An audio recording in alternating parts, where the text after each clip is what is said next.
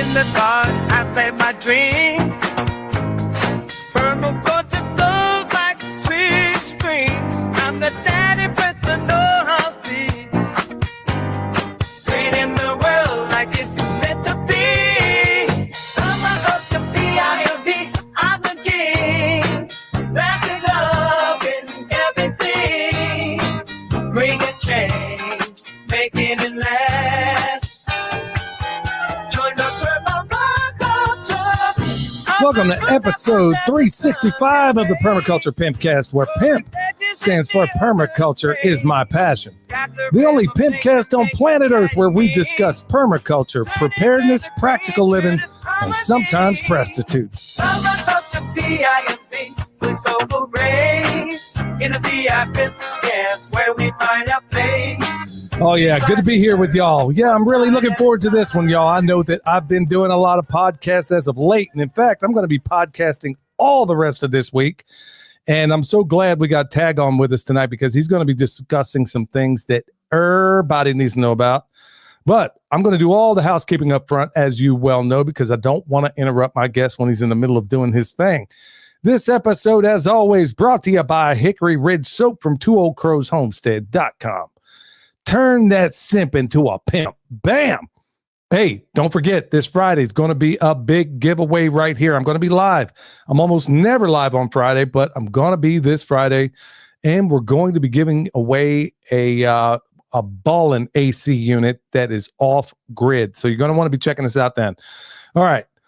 This episode, as always, brought to you by Soil Saviors. You know how we're cleaning up Western North Carolina, teamed up with Dr. Will and Pat Militich. And my guest today is the one that introduced me to those guys. So couldn't be more thankful enough because with their help, we are blowing it up out here and we are helping a whole lot of people. So Soil Saviors, if you need any, look down below. We got the link there. Mountain Readiness is coming up real soon. That's going to be here pretty darn soon. That's going to be October 17th through the 19th. It's one of the best festivals you don't know about. It's not just homesteading. It's preparedness in a whole different way that maybe you're not used to. It's going to be in Harmony, North Carolina. I'll be linking up with Dr. Will and Pat out there. This time, folks, I put my money where my mouth is, man. I'll be going there and being a student this time. So I'm not going to be teaching. I'm going to be out there learning from the best in the biz out there. Redmond Salt. 15% off with promo code PERM. I got a link for that one down below. Healing for the Ages Conference. Okay, AGES, it's an acronym, stands for Dr. Artist, Dr. Group, Dr. Ely, and Dr. Schmidt. I'm going to be out there along with William getting my education on right there in Dallas. And that's going to be coming up here pretty darn soon. In fact, this month. And PERMA will get you 30% off at that. So I'm going to be there live. And I'm going to be broadcasting live. I'm going to be doing I'm going to be talking to a lot of the speakers out there. More than anything, I really want to go out there and get an education in the things that I don't currently know about. Look, I'm not getting any younger, and neither is anybody else out there.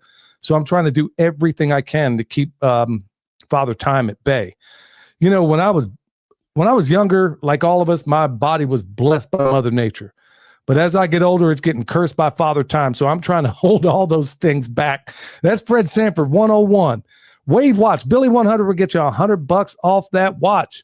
I use it all the time. In fact, you'll see me wearing it in most of the videos that I'm doing as of late. So 1,000 different settings on there can get you squared away. And then finally, EMP Shield. Look, I've been a journeyman electrician for 30 years, and I'm here to tell y'all, there is no better transient voltage surge suppressor on the market. That's why they didn't reach out to me. I reached out to them just like all the other people that are on every ad you heard me read. Nobody said, hey, can you do this for me? No, I go out there looking for the very best. Turns out I knew some of the guys that worked over there just by sheer accident. Turns out they're back in my home state of Kansas. And these guys are making a product that is second to none out there. In fact, find me anything even close that gives you a guarantee like this. Check it out. If you got it on your house, anything downstream gets Kentucky Fried, they're going to cover you for 25 G's. Nobody else in the business even offers a guarantee, much less covers you for something like that. So folks, EMP Shield, $50 off with promo code PERMA. Want to thank everybody in the house. If you would, hit that thumbs up, tell everybody we're live, because check it out. This is one of the more important episodes that I do because this is really the foundation of what most of us are doing right now. And somewhere along the way, we might have lost that. And there is no better person. I'd really need to have him on way sooner, way more often, because Tag from Life Done Free is really doing. He is like the example of what all of us should be following right now. So I look up to him and the work he's doing over there. So Tag, how you doing, my man? I'm doing good, man. What's it been, a year since I've been on? Probably. It's been whatever it is, it's been way too long, man, because honestly, every time I turn around, every time I look into what you're doing when I get a chance, man, I can't believe how far you are moving the needle. So, so for all the people that don't know, it's been a year. Why don't you give everybody a little bit of background on you, and then we'll take it from there. Yeah, sure. So my name's Tag. I have a YouTube channel, Life Done Free. I'm a 100% off-grid homesteader. I live in a large intentional neighborhood, and I hope what you noticed is I use the word intentional neighborhood, not intentional community, because I think freedom starts at sovereignty. And so to me, that's the building block. But what's more important to know is that, this community's gone on and really made an effort to change everybody's existence where we live. We have gone after the school systems and the legislative systems and the medical systems, and really tried to create that place where, freedom is a sanctuary. And we've spent a lot of time, a lot of money, a lot of energy. We're still doing it. Tomorrow night, I'm going to speak to my county commissioners and the county about a large solar project they think they're going to stuff down our throats. They won't. We'll win. But I think at the end of the day, we can no longer wait for someone to come save us. We have to be the ones to go save. And, as our founding fathers once said, if there shall be trouble, let it be in my time, so my children know peace. So we're doing it every day, and I'm going to keep doing it. Yeah, and we tend to forget that, they also pledge their lives, their fortunes, and their sacred honors. That's right. And you're one of those people out there that remembers all of that. So we were going to talk about some DIY freedom today. And folks, if he didn't just blow it up right there from the very beginning, it kind of tells you, and this is a guy that is putting his money and his actions where his mouth is. Real quick, I mean, you mentioned something about a solar project. Why don't you tell us what's going on there and why you're opposed to it? Yeah. So in my county, they are attempting to bring in the largest solar farm. And I hate to use the word farm, right? Because it's really not a farm. It's a solar project, but they're attempting to bring in the largest solar farm in the continental United States to my county. And they tried to just slip it through. And we caught wind of it because we videotape every single county commissioners meeting. Like, nothing gets by us. We have someone actually from the community who stands at the ready on the wall and videotapes every single meeting. So anyway, they thought that they were going to pass this through. They thought that they were not going to let the public vote. And they started negotiating back and forth with NextEra reps, and created this plan that everyone was going to make a bunch of money, and totally missed, all of the threats, or at least what we consider to be the threats to it. I'm not opposed to solar. And Billy, you know this about me. I live off grid. I have solar. I own a solar company. I mean, so it's not that at all. What I'm concerned about, and there's many of things. So let me just give you a couple quick ones. So NextEra is a big, gigantic, multi-billion-dollar company, yet they want to build this under a brand new LLC that was just formed in November of 2024.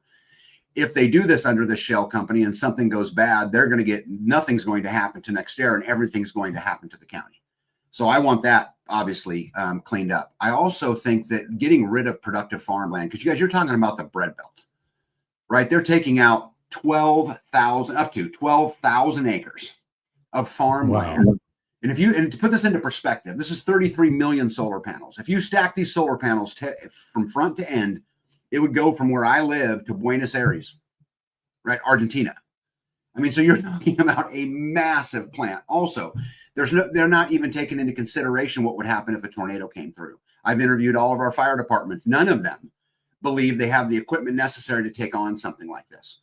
Furthermore, NextEra says that it's going to create, and I love how they say this, Bill, you'll love this. This project's going to create 1,000-year jobs. What they're really saying is the jobs are only going to be around for 3 months. They're temporary. So the economic benefit is we're not going to sell any houses. No one's going to put roots here. They're temporary jobs, and they'll be gone. Furthermore, the project is pretty close to another county with the capital city. All of that benefit's going to go to the capital city. So we're going to tear up our farmland. We're not going to get any benefit out of it. We have the potential of catastrophe with nobody to hang it on because they built it in an LLC. I don't like the deal. This is absolutely insane. But you know what's really blowing my mind in all this is that so many of us right now are focused on what's happening at a national level. And you're looking at it in a very different way. I mean, you're breaking this down on the local, which And honestly, to a certain extent, I've been victim of this myself. Everybody's worried about what's happening at a national, even an international level. But really, why are you so focused? I mean, it's a rhetorical question, but maybe answer it for a lot of people out there that may be focused on these things that they see at a national level. Why are you so laser beam focused on what's happening locally? Yeah. So first of all, and I hate to admit this, I'm a former soldier, Billy, just like you are. I love my country. I love the red, white, and blue. I'm a patriot, but I no longer think there's a political solution to our problems. I mean, we can talk about any one of the, branches, the executive branch, the legislative branch, the judicial branch, the education system, the medical system, the food industry. We can talk about any of them. They're all broken. I think the only dent we can make is all of us have to build community and start at the local level. And like I said, we've done it. And I'd love to tell you the story of how we got to where we're at, but I think the real dent we can make is right here, face to face. And I think everybody needs to do it. Again, the time of sitting on the fence waiting for someone else to save us, that's got to be over. There's no longer an excuse. Well, why don't you tell us how because there are so many people that reach out to me, people that listen to this podcast. I mean, yeah, we're here on YouTube Live right now, but our massive audience are going to be the people that are listening either tonight or tomorrow when they're out doing their work and they're listening to this podcast. So for all those people, why don't you address to whatever extent you're able, we understand what brought you here, but how did you make it so? Because I know as long as I've known you, you've been building this community. I mean, how does one do that? For all the people that are out there feeling like they're just so isolated where they are, where does one start, and how did you start, and where is it today? Yeah. So first of all, it starts between your ears. We have to start understanding that freedom is nothing more than accountability. And freedom doesn't work unless we're willing to face the consequences and take them whether they win or whether we lose. And we have to get, comfortable with being uncomfortable. We've got to redefine success and what it really means to me. The most important thing in my life, Billy, is my relationship with my wife. Everything else is secondary in my world. And so I think it starts there. But for me, I hate to admit this to everybody, I was kind of a coward in that I had a great job. I made lots of money and I just kept doing it because it provided a great job and lots of money. And, when COVID came and they said, hey, we want you to mandate the vaccine for all the 900 employees, I told them, no, I'm not doing it. So once they said, okay, your career's over, you can't be a leader no more. For me, it was like, what are we doing? I mean, I had to really look myself in the mirror and say, I'm a slave. I'm a freaking energy slave. I have no ability to do anything. Everybody controls everything. And I had to just change the way. And so what that started as for me was, let's go get off grid, because that made sense. But after enough thinking about it, I couldn't do it alone. Me and a buddy of mine said, hey, let's go build a town. So I started traveling. I started doing speeches. I built a YouTube channel. He went and did his thing. And the next thing you know, we're 4, and then we're 6, and then we're 8. Now we're 70, almost overnight. Well, here's the thing, guys, with that 70, oh man, do you swing a big stick. You can walk into any commissioner's meeting. You can walk into any school board meeting, and you can actually make a difference when by myself, they would ignore me. For us, we talk about the legislative things. We went in, we started to go into the county commissioners meetings to get familiar, kind of thinking we'd make an ally. It wasn't even negative. But as soon as we turned the cameras on, our commissioner said, you can't film in the public building. Whoa, wait a second. We have our First Amendment guarantees us the right to journalism. We get our press credentials at birth. They're given to us by the First Amendment. And this is a public building paid for by taxpayer dollars. So they actually escorted me personally out of the room with the sheriff's department there until the sheriff came down. We called the sheriff. He came down. He pulled the commissioners out of their meeting, put them in a private room. And next thing you know, they come stomping around the corner. Fine, come back in, because the sheriff squared them away. And then that leads to a resolution that they want to change the zoning we didn't like, which we got turned over. And then that led to another resolution where they said the tax man could come on our property against our consent if they believed we had a tax violation, a permit violation, or a sewer violation. And so we went and fought that and got that overturned. And now it's just the solar. So I think it's one of those things where probably like everybody, the deeper you go down the hole, the bigger the problem is. And at first I thought, man, what's wrong with my county? But what I realize now is it's every county. You're just not aware of it. It's going on every day. Good night. So as a collective of, let's say 70, I'm guessing 70 families is what you were talking about. Correct. Okay. So you got, let's say 1 or 2 votes in each home there. Most people are completely oblivious to what's happening at a county, a city level, whatever the case may be. So you guys could basically, just from those numbers alone, based on what I've seen every meeting I've ever gone to, you can go to my city or town council any day of the week. not any day of the week, but once a month. And there may be 5 people in there. So if you guys go in there as a voting block, that's 70 who are all, I'm guessing all of them are leaning towards freedom in a big way because they wouldn't have moved there. So it started with you, expanded to 6, and then bam, here we are at 70. And I'd imagine there's a number of other people trying to get into this community. You guys could basically turn this into a freedom hub in a place, you know, that may see things otherwise. Wow, man, that is really fantastic. Yeah, and that would be a short-term goal. That would be a goal for us here, but I think ultimately we got to do it nationwide. And I'll tell you a funny story. You know, just this last Thursday, they had the public comment meeting for the solar farm. We put 208 people in that office. 208 people, wow. Which was the biggest turnout they have ever had for a public meeting in my county. Good night, man. But you guys have something special out there, and I've talked about it before. Every time I've been out there, my son, you know, he was raised in Kansas, the whole 9 yards. I love it out there. So many wonderful people. But man, you guys have taken this thing. I don't know that I would have ever left had you already been doing what you're doing out there right now, and knowing that this is a bastion of freedom in the county you're in. I don't know that I would have ever left, or I would have probably relocated to where you are right now. So this is, man, I can't salute you enough for what you're doing out there. So how does this look in terms of community? Because I know we're going to get into health stuff and some other things there, but I got to ask. So in terms of these 70 families and maybe a number of others that aren't as tight within this group as yours, but what does that look like in terms of, let's say, John down the way has a barn he needs to put up, or tornado blew down the barn of another person. I mean, what does that look like in terms of other aspects of this community? Do you guys get together and help one another when disaster strikes or when somebody's in need? Yeah. So we actually this year, Billy, built our first ever community center. So we actually have our own community center now, which we get together all the time to discuss everything from local politics to what are we growing this year to who needs help, whatever. But if you go back in my videos, you'll see we've built people houses, barns, fences. We've done firewood days. We've done, I mean, you just about name it. I've got a good buddy of mine. His name's, we call him Indiana Mike. But, you know, they showed up and wanted to build a house. They got their basement poured. They bought all the material that was laying there in a pile. And then I think 53 of us showed up that day. And by the end of Sunday, the house was stood. And, wow. You know, he got out of it for 10 pizzas. Now, not really. He had to buy the lumber. And, you know, I mean, so obviously there's more cost to it than that. But, you know, he got out of it pretty cheap. But I think that's one of the ways that you get free is you got to exit out of the system. You know, you got to make it to where it's a barter case. It's something else, because all we're doing is funding the very people who are enslaving us. That's all we're doing. And it's a horrible system. But so to answer your question shortly, we get together all the time. I've got a septic system we're getting ready to go put in. You know, I've helped many farms out here build everything from, you know, greenhouses to houses to barns to fences to whatever it happens to be that, you know, that week. But we do a lot of that.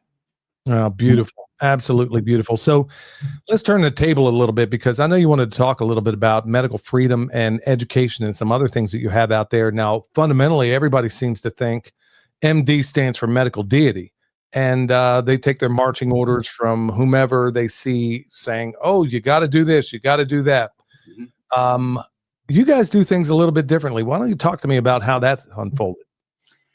Yeah, so there's a lot of things we do different on here. Let's start with medical, and I'm not going to get into the whether medical's good or bad or any of that, because you know, you and I both know YouTube's sensitive to that. But so basically, long story short, is we found years ago, we found a doctor who was kind of tired of the system, and he was a regular full-blown doctor, and I don't want to say it was totally us, but we certainly contributed to getting him to open up his own clinic. And what they decided was is they would take no insurance. And they would open the doors, and you walk in, it's this big, beautiful sign building that says Common Sense Medicine as soon as you walk in. And I wish I could go into depth with you, but I don't want to get you in trouble. But man, there's some cool stuff that gets done there. So anyway, I pay $75 a month personally. I can call him any time of day, any time of night. I can get whatever I need. I can, you know, just like a normal medical place. But the only way that worked is he had to have some level of confidence he would have enough customers. That level of confidence gets built by a community.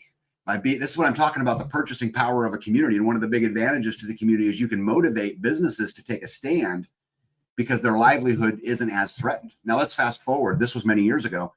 Today, he has 9 clinics all over Kansas, and they're flourishing. Wow. There's a waiting list to get in to see him. You Same can't business model in all these. Same business model in all these places. every one of them. They're all exactly the same, and you cannot go and be his customer. You got to get on a waiting list. Wow, you would think, one would think that, with a model like that, okay, well, he's doing it. It works. Yep. It's got to be profitable. Otherwise, I'm not saying he's one of the Rockefellers out there, but everybody is so sick and tired of the system. And honestly, for that kind of money, Tag, I kid you not, when I was still in the electrical union, bro, per week, honestly, per month, I bet I spent for medical and dental, I bet I spent somewhere in the neighborhood of well over $1,000 a month. Sure. That came out of my package for insurance that I didn't even use. Yep. And so for what you're paying there, that's next to absolutely nothing. So have you done this with dental and other things as well? What does that look like? Yeah, I'd love to do it with dental. We have not found someone willing yet to kind of draw that line. Now we do have a doctor, a dentist that's kind of close, pretty anti-fillings and pretty anti. I don't want to get him in trouble, but we have one we're working on. We haven't been able to cross that line on that, but there's also, we'd love to do vision someday and to be able to create that. But it's a process and a progress. And for every success we have, it opens another door that maybe we can do a little more. But no, we were not there yet. Right now we're at medical. But it's interesting. People who call me and say, "Hey, I want to check out your community." One of the first questions they always ask is, "What do you guys do for medical?" It's one of the very first ones as we were getting older. Billy, you and I both getting older every day. It is a beautiful, wonderful thing. And, you were talking about health insurance premiums. I still own companies. One of my companies has 53 employees, and my health insurance bill for the company is $74,000 a month. Wow. So I would love, and I've tried to get him to open a clinic in that town. I'd win on both sides. I'd help him be free, and I'd save a bunch of money. But and at the same time, I would have done better. And I'd made the case before, because what I was trying to do when I was still living in Kansas City, or I never lived in Kansas City, but my local was out of Kansas City.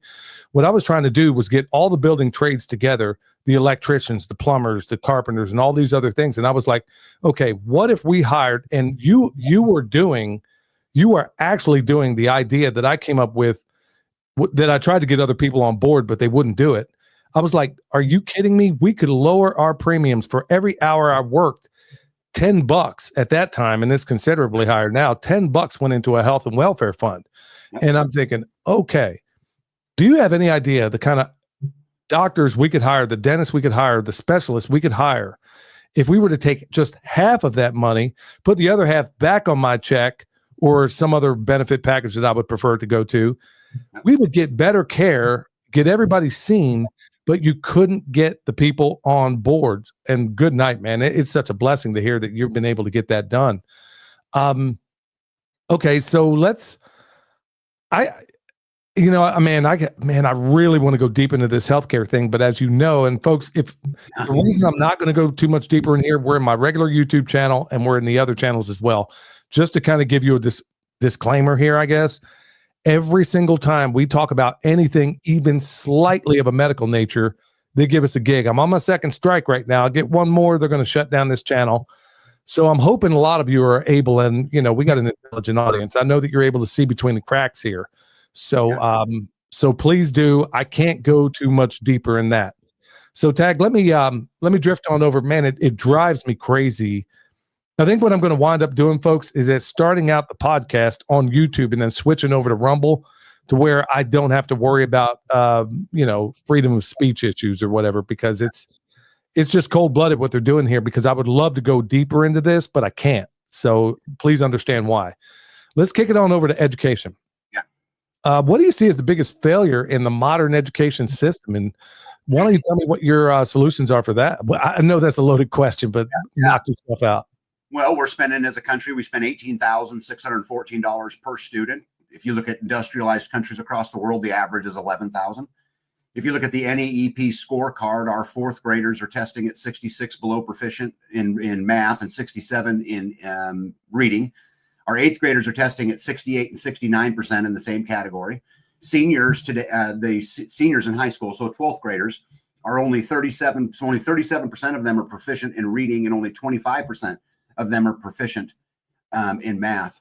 We, the Department of Education in last year created a partnership with a company to go into elementary schools and teach them that, and then I quote, you can be a boy, a girl, or either or none, and we're going to help you go through and explore that. Interestingly enough, in 2020, in all of the New Jersey public school systems, there were 16 kids who identified as non-binary. That's up over 4,000% since COVID. So the system is absolutely broken. 75% of the money that's paid to schools goes to administration. It doesn't go to the teachers and it doesn't go to the kids. Absolutely. But here's some really cool news. You guys want to hear the great news about education today and things that we can do? Many states have gone to where the money follows the kid. So Kansas, for example, if you go and form a non-accredited school, what that means is that your teachers don't have to have a degree. You're non-accredited. There's a few requirements you got to go, like you got to make sure you're keeping attendance. You got to make sure you're doing the tests, those kinds of things. But if you do that, just two moms, $8,800 a year, the state will pay that non-accredited school. So let's do the math. If you had 30 kids, you could pay two teachers $100,000 a year and still have $70,000 left over for supplies, lunches, whatever you wanted to apply it to. But here's the thing, just like in the medical, Billy, people got to be willing to get up. We can't wait for people to save us. We have to do these things now. I'm working on a school. I don't know if we'll pull it off. There's a lot to do. And, a guy can only juggle so much. But the system is creating servants. They are not creating self-thinkers. They're not creating inventors that made this country great. They're not doing those kinds of things anymore. It's interesting. The highest concentration of the ultra-processed foods today are found in the public school system, which is tied to cognitive decline. We're making dummies. We're less smart, but we're more inclusive. What an interesting trade-off, huh? It kind of says it all when, 100 years ago, we would send people off to college to learn advanced Latin and Greek, and now we send them off to college to learn remedial English. So right. It tells you just how screwed up this whole thing is. And I consider, years ago, I remember Facebook had just come out, and I linked up with some of my old teachers that were, that I looked up to in high school. And I'm like, good night. These people are freaking nincompoops, every last one of them. And that's me as a 55-year-old man. So I can't even imagine. I'm not saying they're all nincompoops out there right now, but good night. You can go to TikTok long enough and realize, there's a whole lot of dizzy teachers out there that have no business being around kids right now. So how does, a lot of people, I'm sure, are homeschooling right now, but man, it sure is probably going to be really, really helpful if you could work with a group of other people that see things in the same way as you. So what does that look like to you? I mean, how would you break that down, or have you already cracked that nut like you have with the healthcare? Or is that something that's still in the works? Yeah. So because we just built our first community center, we would donate the community center. This means the school would have no rent, right? The building itself is 100% off grid. Also, the actual schooling itself, you could be done in, let's say, 4 hours. They also will give you credit. We could actually put kids in our food force, Billy. We could put kids taking care of the chickens. We could put kids doing the cows. We could put kids doing those kinds of things. I think you hire a couple teachers and they take the lump of it, the big chunk of it. But then there's guys like me who come in and teach kids how to change a tire or how to weld, or whatever it is. Your wife's a welder, right? So she could come in and teach the kids how to weld. And I think it takes a community to raise children. And I think if we could all give 2 hours a week times 40, you get a couple full-time teachers, you got a big enough budget, you can feed them healthy grown food that they grew, right? We can get that processed food out of their system. We can teach them an education we want them to know. We can teach them about the Bill of Rights. We can teach them about the Constitution and the Declaration of Independence. We can teach them how to stand up for their rights. We can actually take them to the county commissioner meeting and show them how to stand on their own 2 feet, which, Bud, we've done. This last meeting that we just had, it was full of kids up there in front of the commissioner shaking, talking. And we have to be willing to speak even if our voice shakes. And I think it starts right there. We just got to be intentional, but I think we can do it. Man, Tag, this is the most exciting thing. The most excited I've been on this podcast in a long, long time, because honestly, you can look at the work of people, geniuses like the late great John Taylor Gatto, and you can go back and realize that the most educated, the time when America was most educated was, believe it or not, when we had a one-room schoolhouse. A one-room schoolhouse, and the older ones taught to a certain degree, the younger ones. And we had, if you doubt me, I got collections of books down here of guys who had third and fourth grade educations writing home in the Civil War. The level of prose they used, and you're thinking, okay, a fourth grade education, and this guy has a command of the English language that is beyond anything. It's more than LOL that you're going to see in a text message today. That was when America was most educated. And a lot of us have forgotten about that. And that's coming from the greatest teacher probably in American history, John Taylor Gatto, folks. If you haven't checked it out, watch the Ultimate History Lesson with John Taylor Gatto. It's about 6 hours long.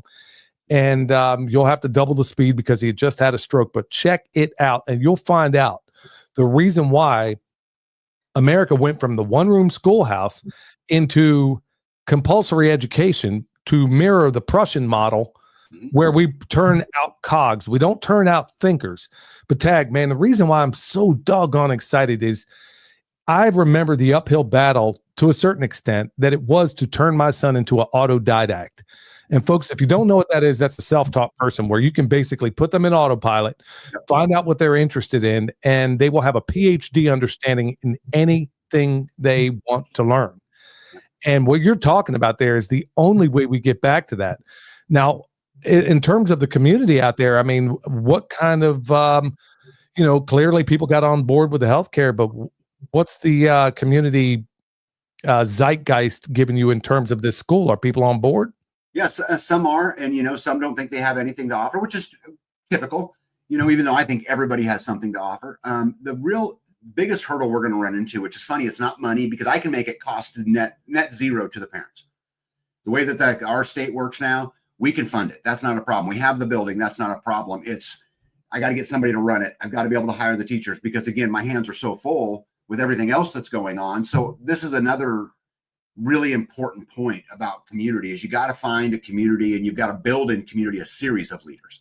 It can't fall on one person. You need a bunch of them who are willing to take, a piece of it. Luckily for us, we do have teachers in our community who have shown some interest. And so right now, what I'm doing is going through the legal process. I want to make sure I understand all of the requirements. Is there requirements? What is the statute? Because I don't want to get anybody in trouble. But I think there's another side to this too, which I want to make sure I point out to the audience that's important. I'm pretty anti-homeschool. That might surprise you, Billy. I'd love to create a homeschool co-op. I'd love to create a school, but I don't want to just focus on saving my kids. We have to fight for freedom for the next generation. If we can't make it freedom sustainable, it will just die with us. So I want to try to look at it from a 30,000 foot view and not just get my homesteading community involved. How do I get the local area involved? How do I get teachers to come out of the local schools? And that's where I want to focus my energy. Well, I don't see how it would be. When you get down to brass tacks on this, every one of our founding fathers were autodidacts for the most part. I mean, you would have people like Jefferson who would learn an entire language just to read one book.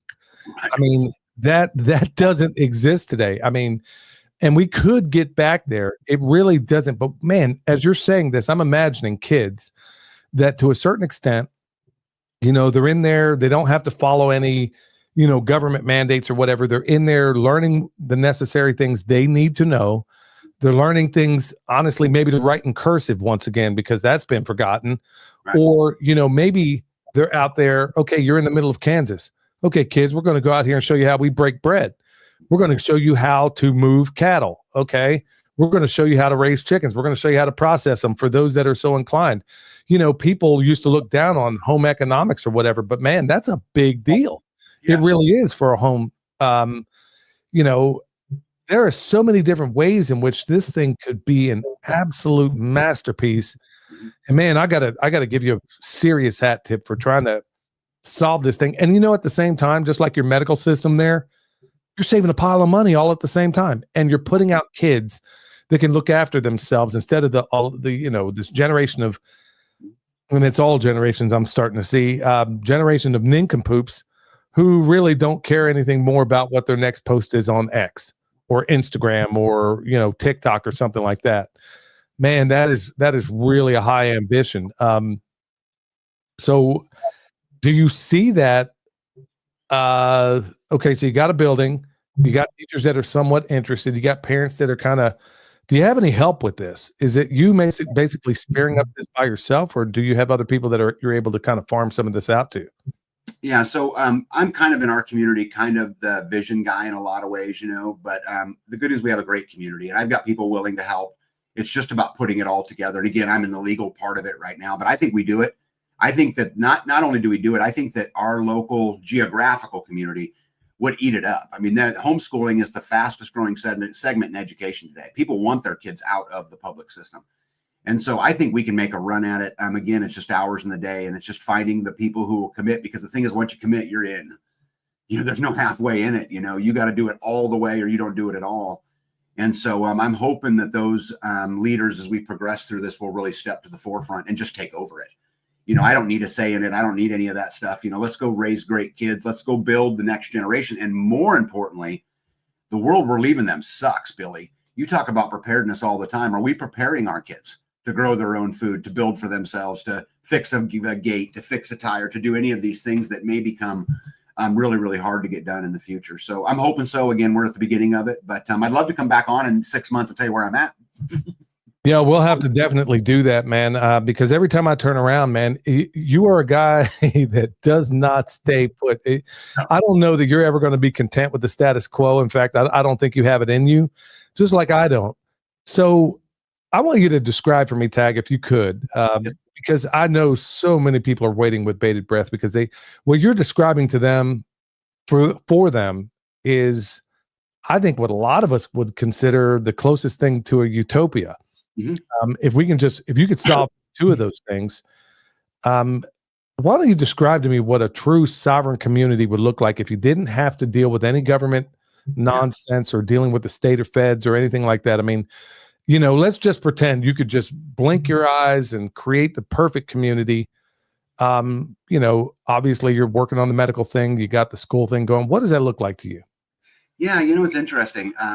This has been a huge topic for us in our community and all over. What does that perfect thing really look like? And I think our community has three basic building blocks, Billy, and this is one of the things we focus on. The first one is individual sovereignty.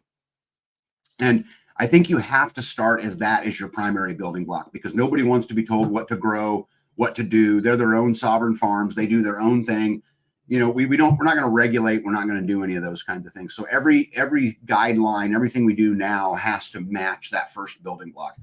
But I think if you add that and then you start focusing on things like cooperative security and perpetual sustainability, which is the other two building blocks, I think if you can get all three of those wrapped up, you have that perfect community. But in the end of the day, it's never going to be totally perfect because you have people involved.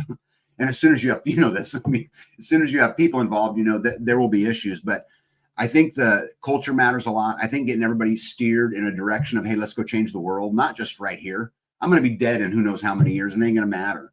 And so putting yourself in a position to do something bigger than yourself, and it's just getting enough people bought in, to that program to go do it. Because I'm going to tell you, if I had another 30 people who were as driven as I was, who would focus on a topic like I would, we would absolutely not just take over our county. It'd be the whole Northeast corner. And then we'd be, networking with communities in Colorado and in Florida and Georgia and North Carolina and all of these places. And we would truly start thinking about things like counter and parallel economies and societies and, these kinds of things where we could really just ignore the system. And I think ultimately that's where I'd like to get. And that's, wow, that's definitely the kind of utopia I'm talking about. Man, you might have me on the first thing smoking back there, bro. But okay, in that vein, how do you overcome the apathy that most people feel about taking action? I mean, there are so many people that get into these things. At least this has been my experience. I mean, I get motivated just hearing you speak, bro. And I'm sure everybody out there is doing the same. But yeah, how do you overcome that where people talk a good game, they get in there and then, I'm going to watch the ball game. I'm going to do this. I'm going to veg out. I'm going to do everything. I talk the big game, but how do you overcome that? Yeah. So I think the first thing is it starts with vetting, right? And when you got someone who's wanting to move into a community, you ask those hard questions. And this is something that I've evolved over time in that. And the other thing is at the end of the day, it comes to the person's heart. My mom is a bad alcoholic and she always will be, and she'll never change until she decides to change. But I think as the pressure builds in society, I think the soccer moms and the NASCAR dads will become more and more fed up. And I think you just got to get people pissed off enough to go do something about it. I mean, that's what happened to me. I was living a great life, made lots of money until they pissed me off and they took everything from me. And then I was in the fight. And so I think that's all part of it. But It's hard. I'll be the first to tell you, of the community that we have here, I bet about half of them are really engaged. It's the same number, like always. And so you just, we're limited. The amount of growth that we can experience, we're limited by the bandwidth we currently have. And we just got to keep doing it. And I'm going to keep recruiting. I'm going to Self-Reliance Festival here in a week to speak. And I'm going there to recruit, Billy. Don't put no ifs, ands, or buts about it. That's the only reason I go to these places. I got better shit to do otherwise. And so, we're going to go. I'm going to Dallas, Texas right after that. And for the same reason. So hopefully we can get big enough that the, 20% that does 80% of the work can actually go make a difference. And that, but again, we are absolutely limited. Our bandwidth is limited by our size. So if somebody today wants to kick off something like this, let's say in their hometown or otherwise, what would you say is the first step for them? Because I'm sure there are a number of people listening in this audience. The cool thing about this audience is I've kind of run off all of the Marchies out there that are thinking, okay, the permaculture pimpcast. Yeah, we're going to be talking about this blue-haired stuff, and they got a whole nother thing coming, and it didn't pan out that way. But we got people that are doers in this audience, a lot of them. What would be the very first step if they're saying, man, and I know they're doing it right now. I guarantee you there's a collective cheer out there of, man, this sounds like bliss to me, man. What's the first thing they do? Walk me through these steps. Yeah. The first thing is you have to recognize you're a slave and you got to get your mind right. Because as long as we're asking for permission, as long as we're looking for that instant gratification, as long as we get bought into the status of the new purse or the new, you are never going to make any ground. We have to make a fundamental shift. It's not just about, non-compliance or rebellion. We have to make this fundamental shift in our head that really defines what success is. And that freedom is nothing more than accountability. And you got to get that part right first, because until that's right, you're just not ever going to make any ground. From there, what I would do, let's assume you have this huge community and it was all squared away. I would sit down and look at what's the low-hanging fruit, which is exactly what we did. For us, it was the medical. That came first because it was the lowest hanging fruit. We had staff, we had these things, much like the school now has become low-hanging fruit. And I think once you conquer one, you build confidence, and then that confidence helps you conquer another one. What started as I want to videotape my commissioners, and then they violated my First Amendment. It's on like Donkey Kong. And I'm not going away. We have someone, Billy, full time that records every meeting. And that's their contribution from the community. They record them all. And so I think it's a progression, but I would tell everybody first, you got to get right between your ears. You have to understand that we ask permission too many times. We have to understand we're slaves, that we're dependent on it. The system preys on us. Marketing today, and if you talk about, consumerism and all of that, is targeted to make you unsatisfied. They want you uncomfortable because that's how you continue to spend money. We've just got to get right in those topics. And I think once you do that, it makes the whole rest of the process a lot easier. Okay, now I'm going to ask you a loaded question here because, and in fact, I kind of laugh about it because I suspect I know what your response is going to be, but a lot of other people out there that I've seen get into this space, and early on, years and years and years ago, I actually tried it and it didn't work out. So why not? I guarantee somebody's asking this out there right now. Why not do a cooperative community where you all have, let's say you share, 1,000 acres or 100 acres, whatever the case may be. Then you get a bunch of families on that one piece of acre or that one piece of land, and everybody just kind of do things that way. Why not that structure? Yes, so it won't work. And I learned this the hard way, Billy. Okay, because my first attempt at community was exactly what you're just talking about, which we would call an intentional community. They're all over the country. Most of them never make it beyond the third year, because what people figure out pretty quick is that the reward is the same regardless of the input. Right now we're getting into socialism, but what they also figure out is there's nowhere for them to run. If there's a disagreement, or if there's something like that, they're not sovereign. They're on someone else's piece of land. They're all together. You can't go anywhere. This is why I prefer the intentional neighborhood model, where if I get in an argument, which I have many times with another homesteader or whatever it is, they just retreat home, or I just retreat home. And it's, again, that sovereignty, I am the king of my castle, is the very building block to freedom. And without it, how can you be free? Why would we just trade one master for another, Billy? It makes no sense to me. So Bro, that was a rhetorical question of sorts, because I can take you to one in, I think it was called the Delaware Commons right there in Lawrence. And I knew people that lived in that community. And I remember years ago thinking, well, when I first heard about it, I was like, man, this sounds like it would be cool. And then so I was like, okay, let me go ahead and try this with my family. Mhm. Like a dummy. I did it with my family, and it was like straight out of a Snoop Dogg song. I got me some Seagram's gin. Everybody got the cups, but they ain't chipped in. And so I would be out there, my family, Michelle, William, and I would be out there doing all the work. And then when harvest came around, they thought they were entitled to half of it. And then, okay, that dissolved. So like a dummy, I did it all over again, this time with another group of family, same exact output, same exact thing. We did 100% of the work, and I mean 100%. And then as soon as the harvest, whether it was the eggs, the fruit, you name it, whatever came in, they felt like they were entitled to half of it. And clearly I was like, okay, this is not working. This is stupid. And that was with family. So anybody out there thinking, okay, I'm going to do this cooperative model, like Tag said, I have yet, in every single one of these intentional communities, I have yet to see one that is harmonious, unless, and they really don't count. I was going to say the Amish, but everybody owns their own land anyway. So it's exactly the kind of, not exactly, but very similar to the kind of community that you're running. Yeah. I like to think of it a lot like when people ask me what it's like, of like a modern version of Little House on the Prairie.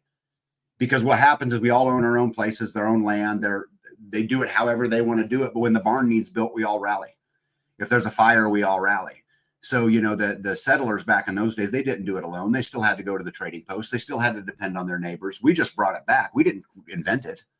We just brought it back the way that it was, and, more of a kind of a modern version. But I'm not a big fan of socialism. I'm not going to go down that road. I tell people, I can do videos all the time with people asking about the community. I always tell them, if your idea is to come here to be taken care of, this is the wrong community. This is a merit-based community where you have to come here saying, I'm going to do 100% of my part, plus I'm going to do a little bit. That's the perfect person, not the other way around. I actually discourage people. If you want to be taken care of, this is enough community for you. I am glad you pointed that out. So what do you do in those cases where clearly, okay, let's say you find yourself in the middle of a Snoop Dogg song, and let's say a person gets into this community and they talk a big game, they get in there, everybody goes over there, does a barn raising for them, and then all of a sudden you just see them sort of acquiesce, because I've seen that happen before as well. Yeah. And they pretend like they're doing something. How do you deal with those people in this community? Yeah, what's crazy about that, Billy? It actually deals with itself. And let me explain what I mean. And this is going to sound crazy. This is like China's social credit score, but we kind of have our own. I mean, it's not written.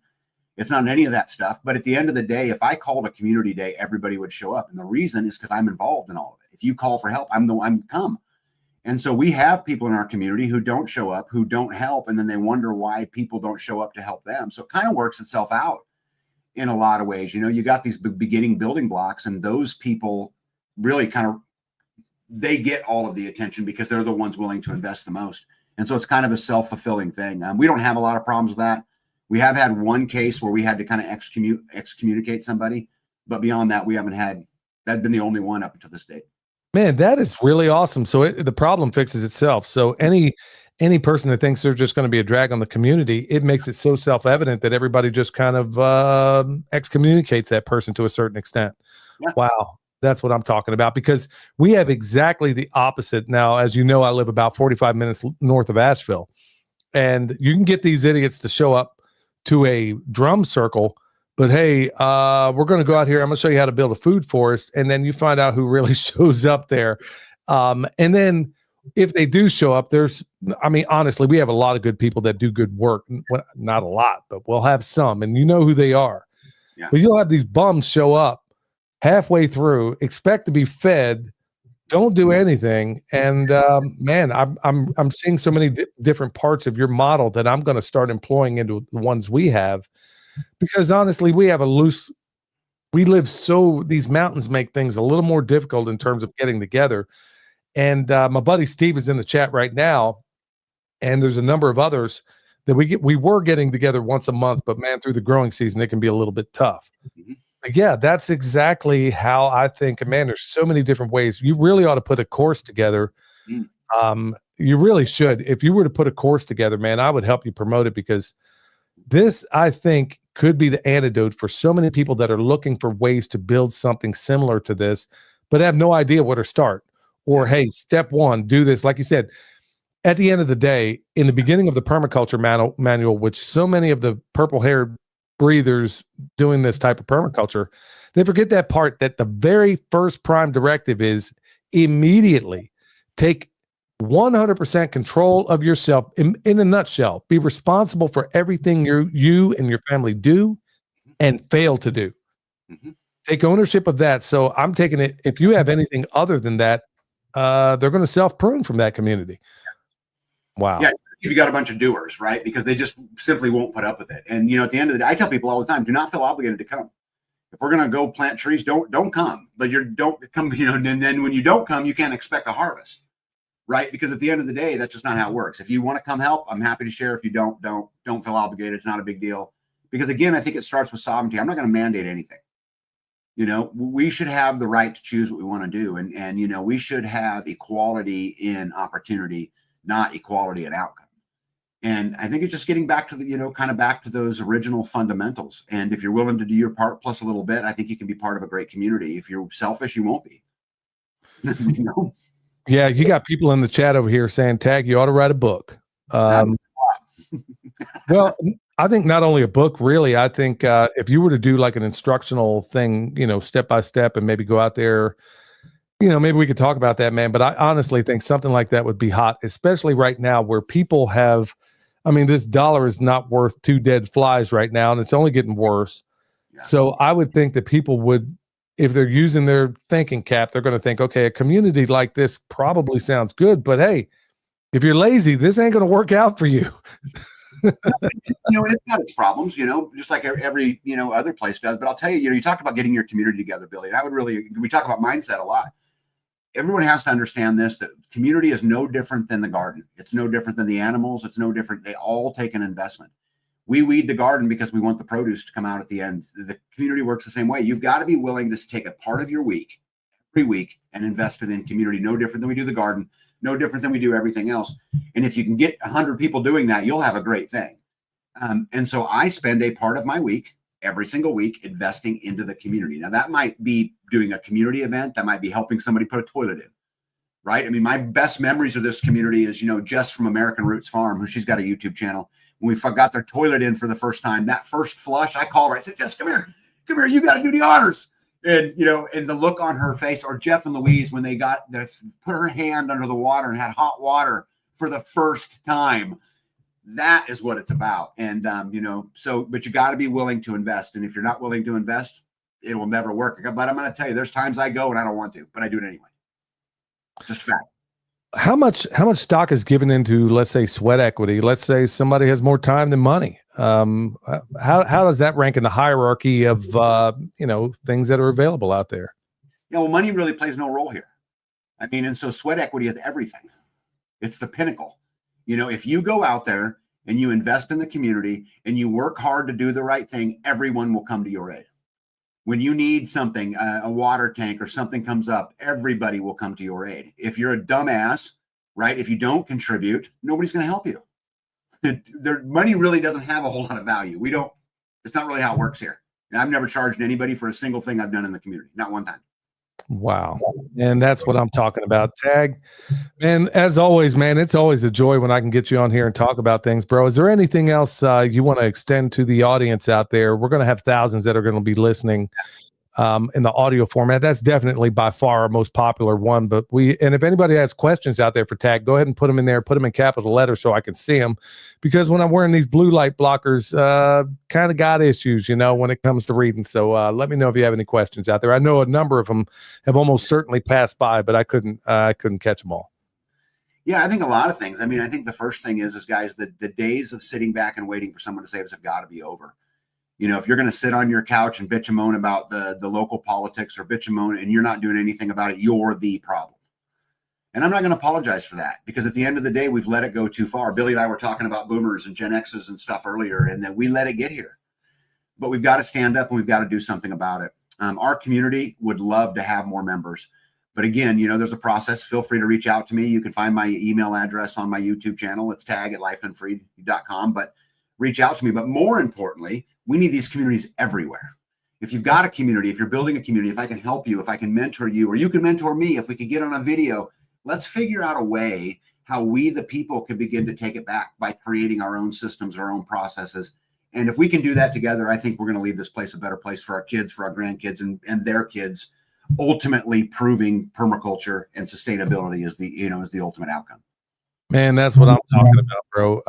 I love how you are doing it the polar opposite of what everybody seems to think. We all seem to be fixated, and I think a lot of it has to do with the media. We all think that these solutions come to us from the top down when nothing could be further from the truth. I mean, what are the things you can reach out and touch? What are the things you can make a serious difference in that are local to you? And that's exactly where we have to start, bro. That's why what you're doing is absolutely, positively phenomenal. Well, Tag, is there anything else you'd like to say to the folks out there? No, just Billy, thanks for having me on again. It was good chatting with you. We'll do it again, sometime soon. And hey, I want to tell you something else. I'm proud of you. And I've noticed specifically over the last couple of years, you've really gotten in the fight too. And we need warriors like you, and keep staying in the fight. I've got your back. And maybe someday we should create a big round circle podcast of actual people out there in the fight and doing it every single day. I don't know, but I'm proud of you. Keep doing what you're doing. Bro, I think that's a fantastic idea, man. Anytime you want on this show, bro, you got an open door anytime, day or night. I'm able to keep up with you from time to time. I don't get to, honestly, bro, I don't even have time to watch my own videos for the most part. I've just been going at 100 miles an hour, with so many irons in the fire right now. But folks, you got to check him out. Tag at Life Done Free. He goes live a lot with his wife, B, and you can check them out. Really, he needs more subscribers because what he's doing over there, clearly he is heavily suppressed. They don't want his information getting out to the United States of amnesia. They don't want you knowing that you can live a life that is abundant, free, and it's not that it doesn't require work. It's just it's worthwhile work, and nobody does it better than Tag. So, folks, I want to thank you so much for checking us out today. Go over there, subscribe to his channel. You're going to be glad you did. He and his wife are doing fantastic work. His community is kicking butt. All right, y'all. I want to thank you so much for checking us out. Till next time, you know the deal. Stay alert, stay alive.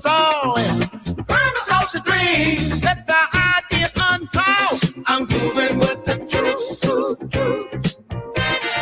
Feeling anxious, Who's got the answers? All we need to do. Listen to the earth, they got us through. Let's see the change, watch the world spin. From the smallest sprout to harmony begin. In the cycle of life, where the magic's alive.